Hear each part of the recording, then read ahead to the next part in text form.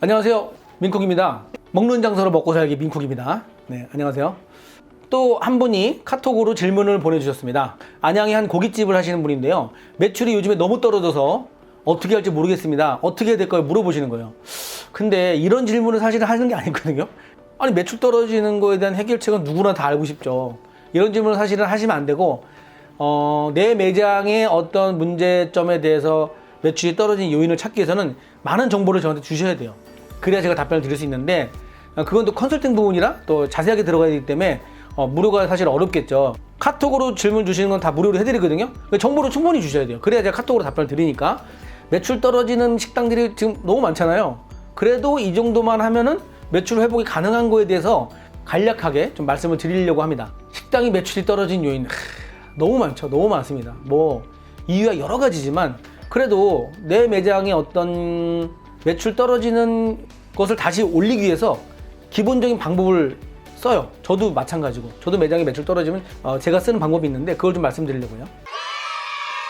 자, 첫 번째는요, 가장 쉬운 방법입니다. 이거 무슨 뭐 데이터를 분석하고 그런 일은 아니에요.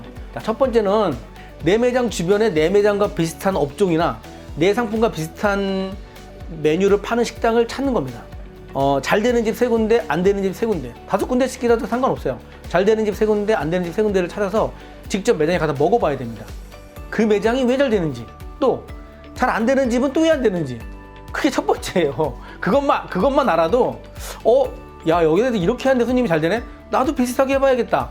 아니면 이런 느낌으로 다른 컨셉을 가져가서, 아니면 이런 느낌으로 다른 메뉴를 만들 수도 있겠죠. 그게만 가져와도 손님이 늘어요. 진짜로 아주 간단한 문제예요. 그 다음에 안 되는 매장을 딱 가봐보면은 내 매장에서 안 되는 이유를 찾기는 어려워요. 내 매장이기 때문에. 하지만 남의 매장에 가서 딱 앉아서 밥을 먹으면 이러니까 손님 없네, 이게 알 수 있어요. 일단 남의 매장을 가보는 겁니다. 남의 매장을 가보신 다음에 거기에 느낌을 자세하게 적는 거죠. 그래서 내 매장을 개선하는 방법으로 쓰는 거예요, 그거를. 그래서 내 주변의 경쟁 점포를 분석하는 게 일단 첫 번째 가장 쉬운 방법입니다. 그거를 분석하면서 어떤 상황이 오냐면, 내가 차렸을 때, 제가 만약에 뭐 5년 됐다 쳐요, 장사한 지. 그러면 같은 컨셉의 식당이 새로 생겼을 때 걔네들은 어떻게 바뀌었는지 알 수 있잖아요. 그냥 나는 5년 됐고 쟤는 1년 됐는데 저 새끼 돼지 맛대가리 없는 거 저거 손님들한테 구라쳐가지고 파는 저런 거 왜 먹냐, 손님들 도대체 이해가 안 돼. 이런 소리 하지 말고 직접 가서 그 상품을 먹어보고, 잘하는 건 베껴오고 못하는 거는 이렇게 하니까 못하는, 우리도 이렇게 하지 말아야지 생각하라는 얘기지.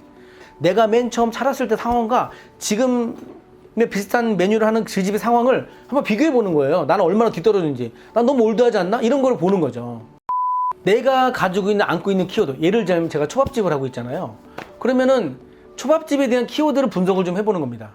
일식, 초밥집, 그 다음에 횟집, 이런 생선에 대한 어떤 그런 트렌드라든가 초밥에 대한 트렌드. 그래서 초밥집의 키워드를 안고 있는, 전국에 있는 걸 다 조사하기 어렵지만, 뭐 예를 들어 저희는 고양시 있잖아요. 고양시 초밥집, 일산 초밥집, 화정 초밥집을 쳐가지고 요즘에 블로거들이 말하는 것들이 무엇인가를 좀 보는 거예요. 그리고 그 초밥집들이 어떤 것들을 자꾸 꺼내서 손님들한테 어필했을 때 손님들이 사진을 찍는지 보는 겁니다. 근데 그게 메뉴가 괜찮으면요, 가서 먹어보세요. 먹어보시고 그 메뉴를 가져오세요. 저는 사실은 고양시에서 무슨 메뉴를 구성해서 만들 때 제가 제일 먼저 끌고 오기 때문에 제 거를 베낀 친구들이 얼마나 잘하나 보러 가지만, 어쨌든 베끼는 거는 원조보다 훨씬 잘해야 되기 때문에 그 변형된 스타일들을 좀 보고 저도 다시 한번 매치마킹을 하긴 하거든요. 예를 들어서 저희 다시마의 정식 보면 이렇게 반달판이 있는데, 그거를 제가 제일 먼저 가져들었어요. 뭐 한국에서 제일 먼저 가져들었는지는 모르겠지만 고양시에서는 제가 제일 먼저 가져들었는데, 이게 프랜차이즈 업체들한테 많이 깔리더라고요. 한정식에도 깔리고 그 다음에 일식 쪽에도 많이 깔렸어요. 그러니까 이런 것처럼 이건 사실 일본 가서 보고 가져온 거거든요. 일본에서 그게 들어있길래 일본에서 수입해가지고 가져오거나 제가 이제 직접 사가져온 것들도 있어요. 그래서 사용을 했는데, 이런 트렌드들을 놓치지 않고 가서 보고 베껴오라는 얘기입니다. 베껴오는 거예요. 진짜 베껴와도 돼요. 베껴오면 반응 따라가는 거야. 베껴서 내 거로 만들면 너무 잘한 거지만 베껴오는 것도 잘하는 거예요. 안 베낀 것보단 나아.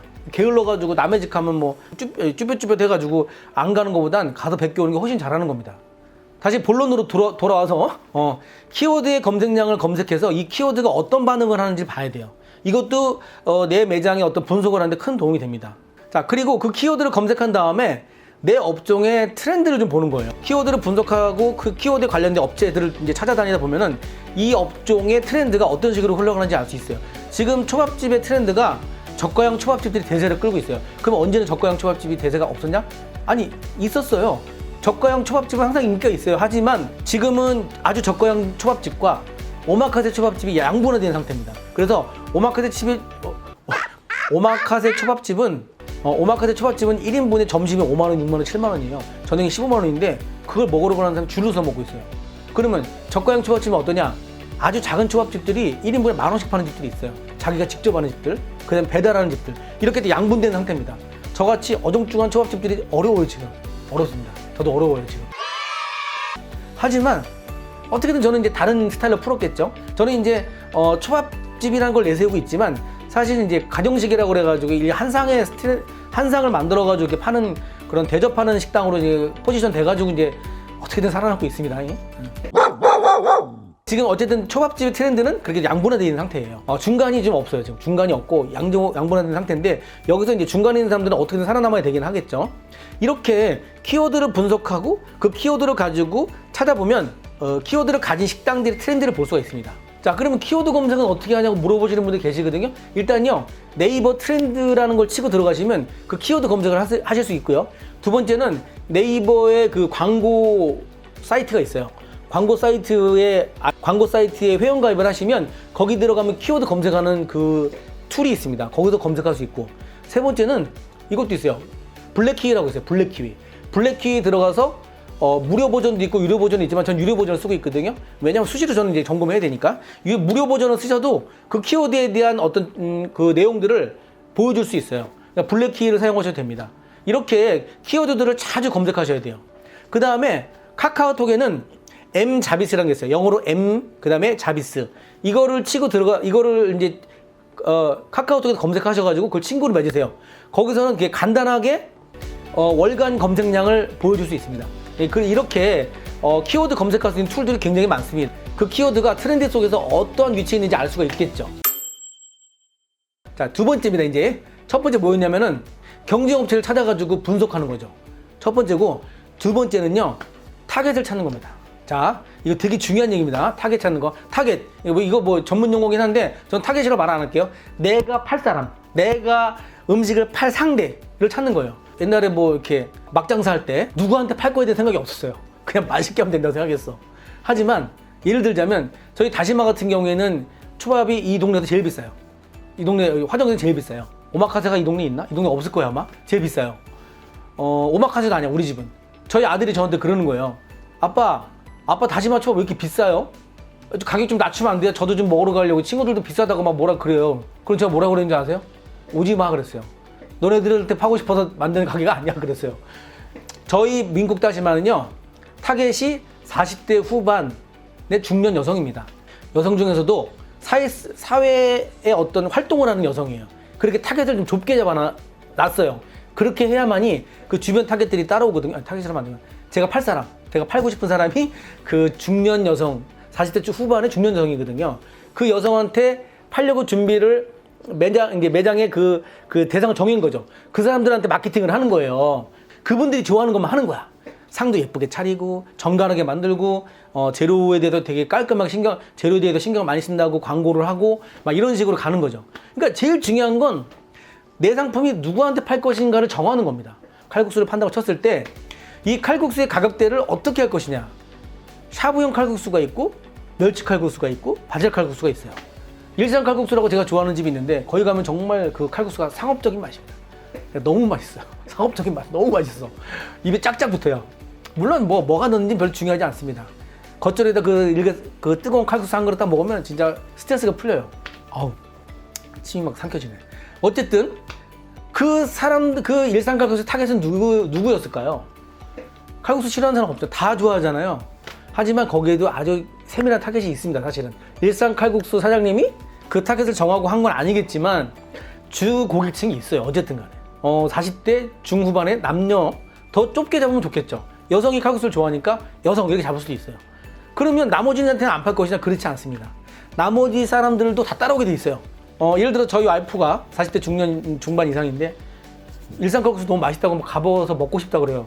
그럼 저도 칼국수를 싫어하지 않기 때문에 따라가겠죠. 갔더니 저도 맛있다고 생각을 해요. 그럼 한 날은 애들을 데리고 가게 되겠죠. 아니면 어머니 아버지 모시고 갈 때도 있습니다. 이렇게 타겟을 정하면 타겟에 딸려오는 서브 타겟들이 있단 말이죠. 여러분들이 팔고 싶은 대상을 딱 정하시라는 거예요. 우리 생선구이 얼마 전에 했잖아요. 저는 이걸 할 때부터 누구한테 팔 것인가 확실하게 정했어요. 저희 다시마하고 똑같은 그 대상이었죠. 팔고 싶은 대상이 40대 중후반 이상의 여성, 직업 여성, 미팅을 많이 하고 점심시간에 누군가 만남을 많이 갖는 여성, 그 다음에 차를 끌고 다니는 여성. 그 외에는 저한테는 타겟을 생각 안 했어요. 그분들이 좋아하는 것만 생각하는 거야. 그분들이 좋아하는 키워드와 그분들이 좋아하는 반찬과 식기, 그 다음에 환경 뭐 이런 거 만드는 거죠. 그 다음에 이제 뭐 이렇게 부수적인 것들. 그렇게 만들어 놓으면 딸려와요. 딸려옵니다. 그 타겟들이, 그 내가 팔고 싶은 대상들이 데리고 다닌다, 이렇게 끌고 온다니까. 저희 집도 혼자 먹는 집이 아니에요. 1인 메뉴가 없어요. 그냥 2인 이상 와야 돼, 무조건. 그런 대상을 정해놓고 팔면 무조건 매출은 올라갑니다. 제가 해봐서 된 거예요.